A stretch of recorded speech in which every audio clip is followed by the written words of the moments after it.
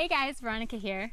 Happy spring. I'm celebrating spring here in the forest garden in Texas, in my forest garden, where I recently moved to, and I've been playing a little the last week or so, just getting things in order. And I wanted to talk today about planting strawberries, because I had a couple of questions from you guys as far as how to plant them and when. Now, right now is the best time if you live in a place where it's a little bit warmer, it's starting to warm up, just to get them in the ground and get the roots going before the heat of summer sets in. If it's still frozen where you're at, you might want to wait a few more weeks, but you can at least, bookmark this information and come back later. So strawberries were probably the number one plant that got me into gardening when I was maybe 4 or 5 years old. We had a patch of strawberries in my backyard as a kid, and I loved working with them because I could place the runners and get a new plant. I could pick berries almost all spring and summer into the fall, depending on, the different varieties that we had. And I just really liked the way they looked. So I decided this would be an ideal part of the forest understory garden to try and create a living mulch in this area and grow something I really enjoy eating. So the first thing you need to know when you're growing strawberries is that they don't like soggy soil. So one of the things that's nice about this soil in here is that it's a very sandy loam. As you can see, there's a pond behind me, and there's a lot of clay that is the base layer of all of the land around here, and then it turns into sand when you get up the shoreline, and it's a very dry, cakey sand. And then once you get into the forest, you get this really nice forest medium that is a sandy loam. And so you can see that. It is great because it drains readily, and that's what strawberries want. They don't like having wet feet. They don't like being baked into their environment. If you don't have sandy loam to work with, you're going to need to amend with some compost. I also brought a little bit of that out here because I don't want to rob anything in this space of the nutrients that it needs right now. And I don't want to add anything that's too foreign. So aside from whatever the growers used to plant the strawberries in to begin with, this medium actually is a fairly organic mix of compost. It's lots of different byproducts from forestry in Texas. And so we have, everything from pecan husks to different trees and bushes. There's ecto and endo mycorrhizal fungi to kind of help everything bridge and come together. I'm not going to use a whole lot of it because I want to see what this space can support. But that's the first thing that you really need to know when it comes to strawberries. They don't like to have wet feet. The second thing is how you plant them, and this is the biggest thing because I get messages that are like, my strawberries keep dying on me, I don't know what I'm doing wrong. If your soil is not heavy clay, then you're out of the woods there. You're probably planting them at the wrong depth in the soil. So we're going to talk about that. So when you pull a strawberry out of a nursery pot, or when you get them bare root, you're going to notice a couple of things about how they're built. And so this one is planted all right, and you can see right here that this is what we call the strawberry crown.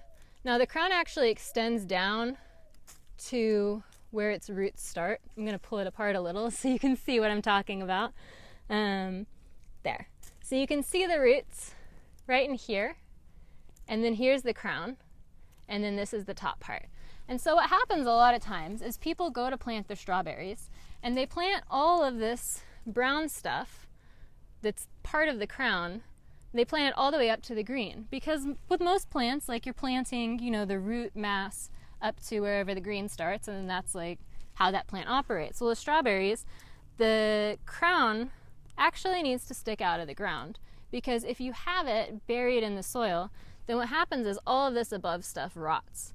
Now, the other thing that you don't want to do, because I've seen it go in the other direction, is you don't want the roots exposed. And so if you're planting this plant and say, sorry little dude, I'm just tearing you apart to demonstrate, but if you're planting it and you see that there are roots kind of doing a, swamp tree thing above the soil, there's a high probability that that crown is going to wither and dry out because its roots are exposed. So really looking for the base of this crown, looking for the base of this bulb right above the roots, and setting that right at your soil line will prevent most of your rotting and drying out issues when it comes to strawberries, provided that you water and that they're in decent soil. So now what I'm going to do is I'm just going to dig a little hole right here, and I'll get my shovel in there just to kind of open it up. Now, because I'm growing in a forest, occasionally you'll start to dig a hole and then you'll hit a tree root. If that happens, just move your hole over a couple of inches, because the tree was there first, this is its home, we're invading it and trying to give it a couple of friends, and we're kind of forcing what we want on it. So let's make the transition process as painless as possible. Now in the bottom of this hole, and I'll dig it to basically the same size that this container is, what I'm going to do, that's close enough, what I'm going to do is put just a little bit of this compost to kind of try and bridge the gap between whatever they used at the grower, at the nursery, to the soil medium that exists currently in the forest. And then all I'll do from there is I'll make sure that looks a little low. What you'll do is you'll set it into whatever hole you've dug and make sure that this crown is sitting above the soil line and all the roots are under the soil line. And it couldn't be any simpler than that. It does take a little while to get comfortable with, where is the base of the crown, and sometimes you can kind of fudge it like 1/8 of an inch or so and you're not going to have any issues, but just don't plant all the way up to the base of the green, because that's when you get in the weeds. I'll show you an example of what that looks like. And so here's one, and this happens at the growers, or at the nursery or growers, whoever's putting these together, is that sometimes they'll get a little transplant, or they'll be doing thousands at a time, and you end up with crowns, with strawberries that look like they don't have crowns. And so, like here, for example, this strawberry does not look like it has a crown, but it does have a crown. And so I'll show you. Here's another one I kind of tore apart just to check this. When you get deeper into this plant, because originally I was thinking like, oh, maybe it's a different variety. No, it's not. They're all growing the same. You get deeper into this plant and you can see, well, look here, it's not brown because it hasn't been exposed. It was more than likely a runner that was used as propagation, or it was grown from a very small plant, and so they just buried it fairly deeply. But you can see right here, but here's the base of the crown, and here's where the roots start. And so if we were to plant it like we got it from the nursery, what would happen is, or what could happen is, say we get, a couple days of rain and everything is really soggy, what might happen is the green parts in the crown will start rotting out because they're too waterlogged. And so we want to avoid that by exposing the crown a little, but not exposing the roots. And then from here, we'll plant this so that that much of the crown is sticking up. And on this guy that I planted before, I'm just going to move these leaves back into place so that it is nicely mulched. And that'll help it retain some water.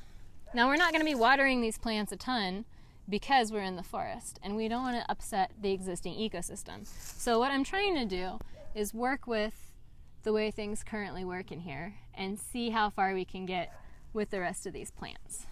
Now, I'm going to plant the rest of these, but I'm not going to make you guys watch it because that's how these videos get to be 20 minutes long.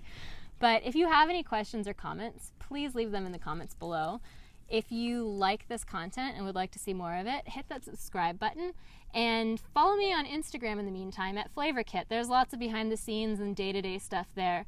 And I'm always answering questions and talking about weird gardening stuff. So until next time, happy gardening and happy spring!